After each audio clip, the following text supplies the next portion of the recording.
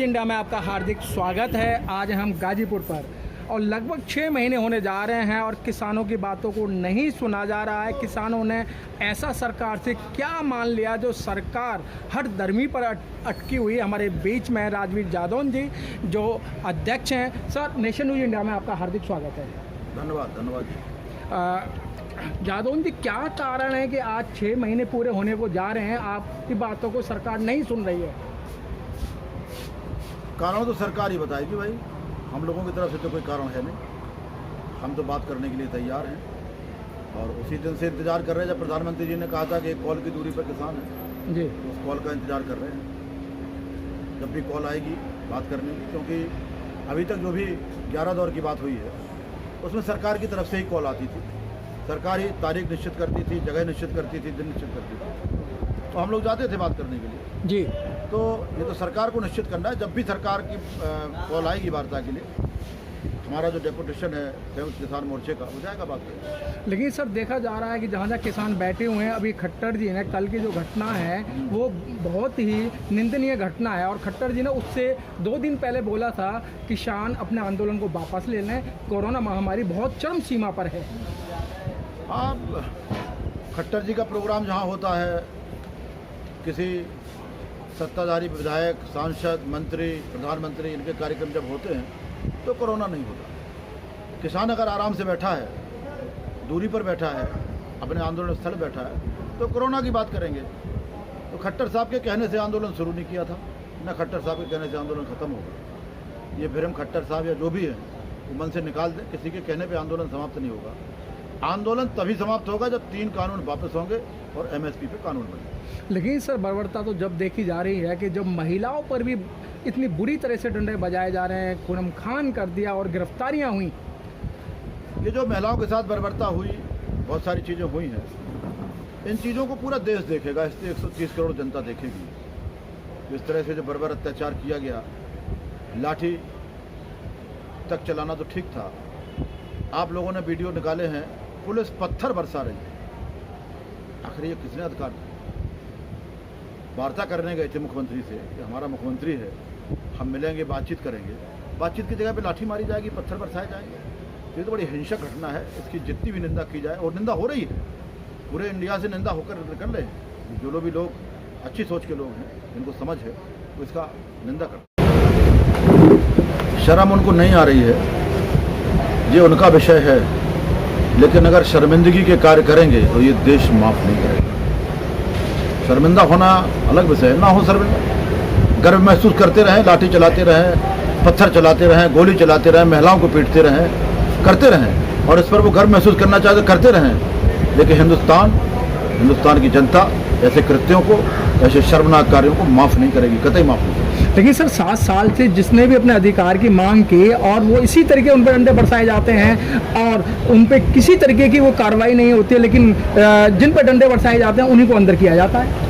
हाँ, रहा है, यहाँ का एक चरित्र रहा है। जिसने भी न्याय मांगा, जिसने भी गलत चीज़ों का विरोध किया, जिसने भी सरकार के गलत फैसलों के सामने खड़ा हुआ, उसी का दमन करने का प्रयास किया जाता है। लेकिन ये अन्य आंदोलनों की तरह सरकार ना देखे। ये किसान आंदोलन है, हिंदुस्तान के अन्नदाताओं का आंदोलन है, किसी राजनीतिक पार्टी का आंदोलन नहीं है। सरकार इस भ्रम को निकाले कि अन्य आंदोलनों की तरह इस आंदोलन को खत्म कर दिया जाएगा, बदनाम कर दिया जाएगा, नष्ट कर दिया जाएगा। ऐसा नहीं होगा। ये किसानों का आंदोलन है, जिन्होंने सरकार बनाई है उनका आंदोलन है। उनको अगर इस तरह से बदनाम करने का प्रयास करेंगे, उनको खत्म करने का प्रयास करेंगे, तो उसका उल्टा होगा। लेकिन अध्यक्ष जी, सरकार की सेहत में किसी प्रकार का असर नहीं हो रहा है, आप कह रहे हैं उल्टा होगा। पड़ेगा, सेहत पे भी असर पड़ेगा। अभी चुनाव के नतीजे आए हैं, सेहत पे जो असर पड़ा वो पूरे देश ने देखा, उन्हें भी एहसास है। उत्तर प्रदेश में पंचायत चुनाव हुए हैं, इन पे जो नतीजे आए हैं उनका क्या सेहत पे असर है वो भी पूरा देश देख रहा है, ये भी देख रहे हैं। आगे जो चुनाव आएंगे, अगर आंदोलन यूं ही चलता रहा, किसानों को यूं ही बदनाम किया गया, किसानों के ऊपर इसी तरह अत्याचार किए गए, किसानों की जायज़ मांगों को नहीं माना गया, तो आगे के चुनाव में भी इसी तरह के परिणाम देखने को मिल सकते हैं। ये देश का भविष्य है। लेकिन सर, 20,000 करोड़ रुपए की लागत से नया संसद भवन बनाया जा रहा है, राष्ट्रपति भवन बनाया जा रहा है, मोदी जी का रहने का महल बनाया जा रहा है और एक तरफ कोरोना की महामारी का इतना भयानक डर बैठा रखा है। बढ़िया बात कही आपने।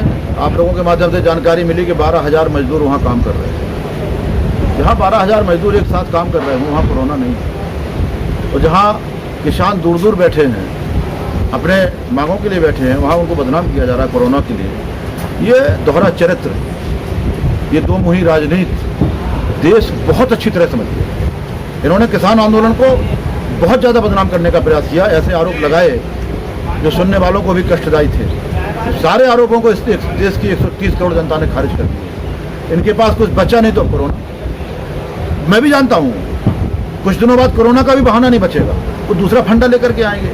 फंडे कुछ भी लाएं, ये आंदोलन हिलने वाला नहीं है, अटक है। जब तक हमारी मांगें पूरी नहीं होगी तब तक आंदोलन।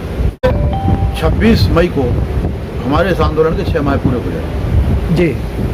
हमारे संयुक्त मोर्चे की कमेटी ने फैसला लिया है कि 26 मई को हम ब्लैक डे के रूप में मनाएं, काला दिवस मनाएंगे सरकार के खिलाफ। 26 मई जो होगी काला दिवस होगी।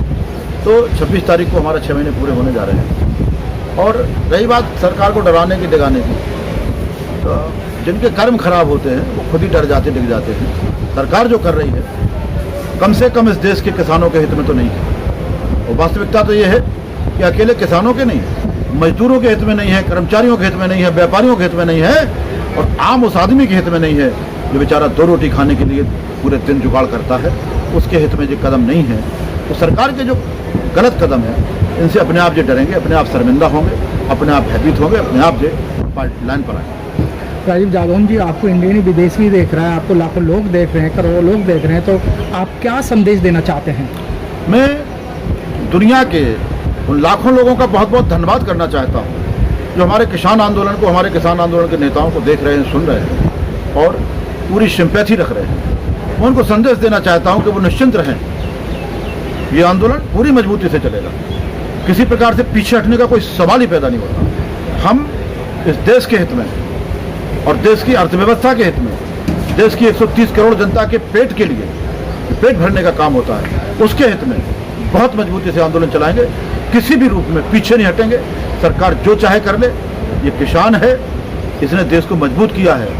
जब 43 करोड़ जनता थी तब एक समय, उस समय खाद्यान्न पूरा नहीं होता था, हम भूखों मरते थे, विदेशों से मंगाना पड़ा। आज 143 करोड़ जनता होने जा रही है, फिर भी हिंदुस्तान के किसान ने मजबूती के साथ खेतों में काम करके, दिन रात मेहनत करके, और उस मेहनत को MSP से भी आधे रेट में सरकार को समर्पित करके गोदाम भर दिए। पीछे नहीं हटे, लगातार घाटे की खेती कर रहे हैं, हम पीछे नहीं हटे हैं। तो भविष्य में भी ये आंदोलन पीछे हटने वाला नहीं है।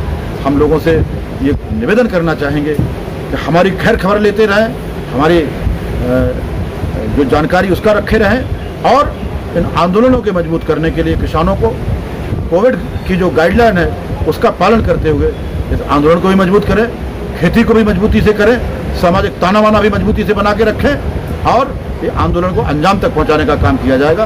ये देश को मैं संदेश देना चाहता हूं। बहुत बहुत धन्यवाद sir. Press the bell icon on the YouTube app and never miss another update.